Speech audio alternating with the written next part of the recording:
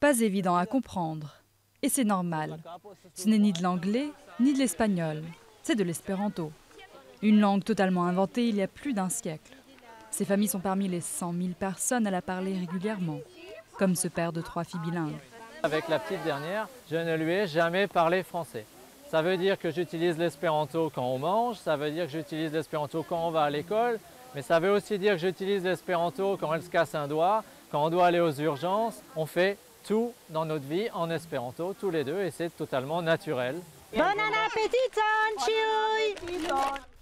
Mais ce n'est pas toujours facile.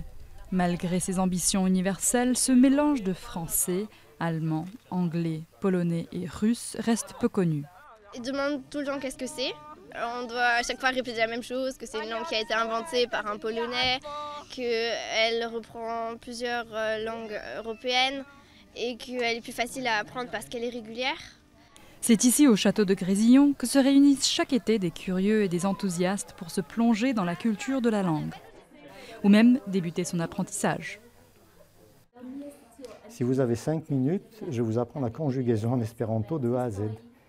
5 minutes, je l'ai déjà fait. Et ça suffit. Et après, ça court. Ce n'est pas simplement une langue, c'est aussi une culture. L'espéranto a permis à Xiao Xiao de voyager de la Chine et faire des rencontres inédites.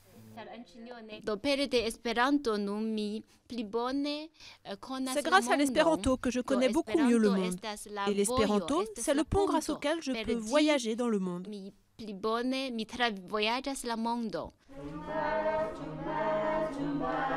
Même si l'espéranto n'est pas devenu la langue universelle par excellence, comme l'espérait son inventeur, les espérantistes sont une petite minorité venant des 4 coins du monde.